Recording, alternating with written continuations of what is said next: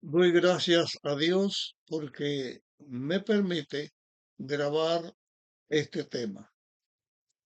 Continuaremos presentándoles aquella conversación que Jesús tuvo con la multitud que lo estaba buscando. Llegamos en el tema anterior a la pregunta que ellos le hicieron a Jesús: ¿qué señal haces para que veamos y te creamos? ¿Qué obra haces? Entonces ellos continuaron diciéndole a Jesús: nuestros padres comieron el maná en el desierto, como está escrito, pan del cielo les dio a comer. Así que aquellos israelitas, aquella muchedumbre, aquella multitud que buscaba a Cristo, le dice: nuestros padres, hablando de Moisés, comieron el maná, o sea, el pan del cielo que Dios les dio comer. Señalan la obra que Dios hizo al dar el maná. Ahora Jesús les dice: os aseguro, no fue Moisés quien os dio el pan del cielo,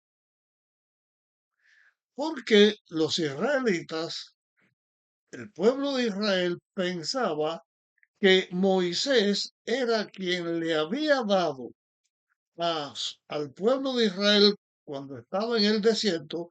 Había sido Moisés con su poder el que les había dado el maná, porque eso es lo que pensaba la nación. Pero hemos visto en el estudio que hasta aquí hemos tenido, y también lo que la palabra de Dios señala, escrito por Moisés en el Éxodo, en Número, que no, que era Dios el que lo estaba dando, pero ellos pensaron que era Moisés porque era el líder que tenía la nación, y ellos esperaban un líder que fuera igual que Moisés, el profeta, el Mesías que Moisés había dicho que iba a venir. Jesús le dice entonces: no fue Moisés quien os dio el pan del cielo, sino que es mi Padre quien os da el verdadero pan del cielo.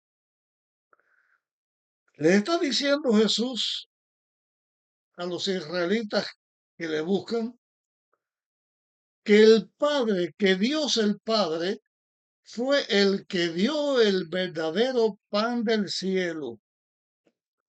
Ellos, en su forma de pensar, igual que los discípulos de Jesús, en su forma de pensar, entendían que era el maná, o sea, la comida que habían comido los israelitas, no lo que Jesús estaba señalando, que el verdadero pan del cielo era Él, que había venido para salvar a la humanidad.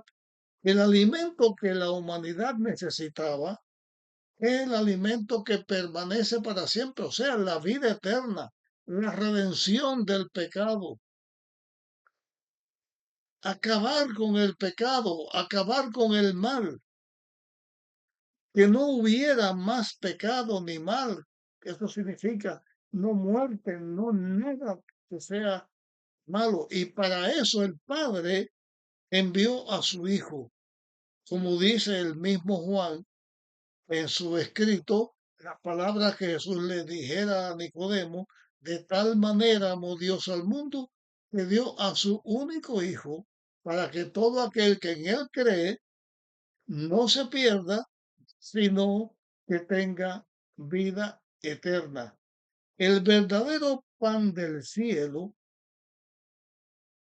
lo envía el Padre porque envió a su Hijo a dar su vida para salvación de toda la humanidad. El pan que Dios dio a través de Moisés a los israelitas servía para darle el alimento material a este pueblo mientras que estaba en el desierto. Pero era un simbolismo, ya dije en tema anterior, un simbolismo de la palabra de Dios, pero era un simbolismo del verdadero pan del cielo. Yo utilizaría aquí la palabra del verdadero maná. Ese verdadero pan del cielo, ese verdadero maná es Cristo. Y repito otra vez la lectura, porque el pan de Dios es aquel que descendió del cielo y da vida al mundo. Y esta palabra que descendió del cielo tiene una connotación que Cristo también quería que sus discípulos lo escucharan y aquellas personas también los escucharan y que escuchara el ser humano, porque esas palabras quedarían plasmadas en las Sagradas Escrituras, porque se escribieron por la inspiración del Espíritu Santo. Descendió del cielo, no de la atmósfera, porque el pan, el maná que comieron los israelitas, Dios se lo dio a partir de la misma atmósfera, pero no vino del cielo, del tercer cielo, del paraíso de Dios. No vino de la tierra, sino del cielo, porque Dios, el Creador, descendió del cielo, se hizo un ser humano, vino a la tierra a enseñar al ser humano y a dar su vida para salvar al ser humano. Ese es el verdadero maná, ese es el verdadero pan del cielo. Entonces, cuando las personas escuchan estas palabras de Jesús, se animan y desean ese pan, seguían ellos pensando en un pan material, no el Hijo de Dios que venía a salvar del pecado a la humanidad. Entonces ellos se animan, se entusiasman con recibir esto, ventajas terrenales, no espirituales, y le dicen, Señor, danos siempre ese pan. O sea, no hay que luchar, no hay que batallar por ninguna cosa, ahí lo tenemos, danos siempre ese pan. Entonces Jesús les declaró, yo soy el pan de vida. Le habla directamente Jesús, yo soy el pan de vida.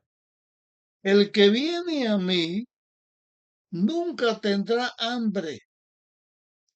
El que cree en mí no tendrá sed jamás. No se estaba refiriendo Jesús a la comida material que uno come o el agua material que uno bebe, pasa el efecto y vuelve a sentir, sino que lo que Dios le está dando al ser humano es la redención. El que alcanza la gracia de Dios por la fe que el mismo Dios le da, alcanza su redención. Y el que alcanza la redención no necesita otra cosa de más valor, porque la redención significa alcanzar la vida, liberarse de la muerte y alcanzar la vida eterna. Eso es lo que la humanidad necesita, alcanzar la redención.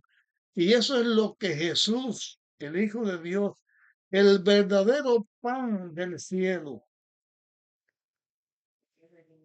el verdadero maná que da la vida eterna, es Jesús porque nos da la vida eterna.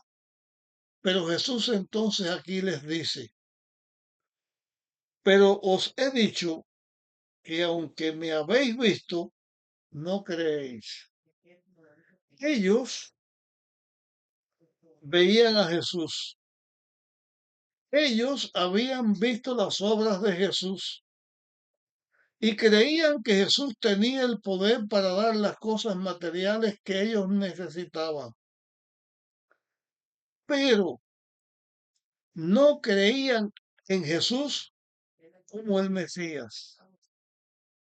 Y ellos necesitaban creer en Jesús como el Mesías.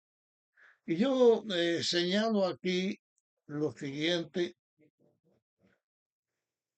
esto forma parte de la lucha entre el bien y el mal. El enemigo de Dios y de todo ser humano, el diablo, trata que los seres humanos no entendamos ni busquemos la redención. Trata que nosotros busquemos las cosas terrenales, las cosas que perecen, porque así nos tiene en su mano. Y así vamos a la muerte, a la cárcel del diablo, donde nadie puede ser librado, a menos que sea por la gracia de Dios, por la salvación que el mismo Dios venía para darnos. Pero los seres humanos no lo aceptaban, no creían en Cristo como Salvador, no como un rey humano, sino como el Rey de Reyes que vence al pecado y salva todo, a toda la humanidad. Hay que creer en Jesús, no como alguien que vino, como un humano que vino para una obra material, sino como el Salvador de la humanidad.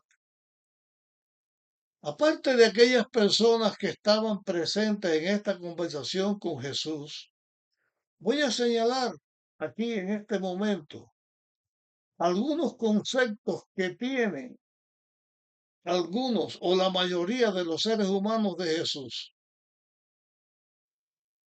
Hay personas que piensan que Jesús fue el primer revolucionario que vino al mundo y que dio su vida por los pobres del mundo para ser el líder que guiara a la humanidad a liberarse de la opresión de los opresores. El hombre más importante que llegó a la tierra para dar un ejemplo de cómo el pobre y el oprimido debe luchar contra el opresor, o como un profeta de Dios que vino a hacer una obra de Dios como profeta, pero no como salvador de la humanidad, como alguien digno de imitar y que la humanidad se divide en dos partes, antes y después de Cristo, porque fue un hombre excepcional. Y el diablo quiere que la gente mire a Jesús de esta manera.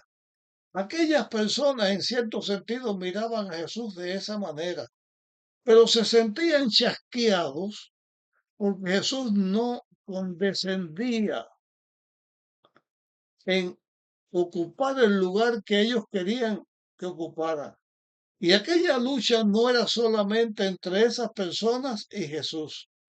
Los mismos discípulos de Jesús eran víctimas del engaño del diablo, porque los mismos seguidores de Jesús, cuando escuchaban que Jesús les hablaba de la redención, de su muerte en la cruz para salvar a la humanidad, de lo que iba a padecer para dar su vida en beneficio de los seres humanos, los mismos discípulos no creían en Jesús de esa manera, creían en el líder humano que venía a ser de la nación israelita la cabeza de toda la humanidad. Y Dios quería que la nación israelita fuera sus representantes para que la humanidad supiera que Dios enviaba a su Hijo para salvar a la humanidad de lo más importante, salvarlo del pecado, salvarlo del diablo, de los demonios, salvarlo de la muerte. La obra de Dios es salvar eternamente al ser humano. Y a Jesús se debe aceptar como el Salvador de la humanidad, no como a un gran hombre de la humanidad. Una cosa es creer en Jesús como un hombre principal, como un ser humano poderoso, como uno que sin armas conquistó la humanidad, que sin riquezas tenía seguidores, con alguien que triunfa como un ser humano. Cuando Jesús viene como Hijo de Dios para hacer la obra de Dios y para salvar al ser humano del pecado y de la muerte, es la salvación y la liberación verdadera. Nada hace un ser humano con alcanzar todo el poder que el mundo da y finalmente pierde su salvación. La palabra de Dios dice que el que granjea o que tiene toda la riqueza, todo el poder, el que alcanza todos los beneficios de la humanidad y pierde su alma, pierde su vida, es un infeliz, es un pobre, un ciego, porque perdió su vida. Y en esto del maná, desde los tiempos de Israel hasta estos tiempos de Jesús, lo que nos está enseñando que debemos creer al que vino del cielo, el verdadero pan, el verdadero maná, que se da para la liberación del ser humano. Y eso es lo que Jesús quería que aquellas personas entendieran. Pero para entender esto, lo que Dios enseña y lo que la palabra de Dios enseña, es necesario que lo aprendamos en lo que la palabra de Dios dice. Y Jesús le dijo a aquellas personas, todo el que el Padre me da, vendrá a mí. Y el que viene a mí, nunca lo echo fuera. Todo el que el Padre me da, viene a mí. Estas palabras que Jesús está diciendo aquí también han sido mal entendidas. Y hay muchos que han entendido y enseñan y predican y dicen que para salvarse y para alcanzar la dicha eterna, para alcanzar la salvación, solamente la puede alcanzar el que Dios dispone que la alcance, o sea, la predestinación. Que Dios predestinó desde un principio, tú te salvas o tú te pierdes. Si Dios dijo, tú te salvas, te vas a salvar de todas maneras. Tú te pierdes, te vas a perder de todas maneras. Esto no es lo que la palabra de Dios está diciendo aquí. Dios va a salvar a los elegidos, pero esos elegidos son los que aceptan a Jesús. Para aceptar a Jesús hay que aceptar la dádiva que Dios dio, el maná, el pan de vida que Dios dio, porque de tal manera amó Dios al mundo que dio a su Hijo. Cuando una persona acepta lo que Dios dio por la gracia que Dios dio, que el Hijo dio al dar su vida para salvarnos. Nosotros eso lo entendemos por la obra del Espíritu Santo, que es el que nos la enseña, y entonces vamos a Cristo obedeciendo a Dios, obedeciendo la enseñanza del Espíritu Santo y aceptamos a Cristo, y los que vamos a Cristo de esta manera, Cristo no nos echa afuera, nos recibe y nos da la vida eterna. Este tema voy a concluirlo de esta manera. Por la gracia del Padre al dar a su Hijo, por la gracia del Hijo al venir a hacerse uno como nosotros para darnos la vida y la victoria suya y pagar nuestra falta, por la gracia del Espíritu Santo, que es el que nos enseña, el consolador, que nos enseña todas estas cosas.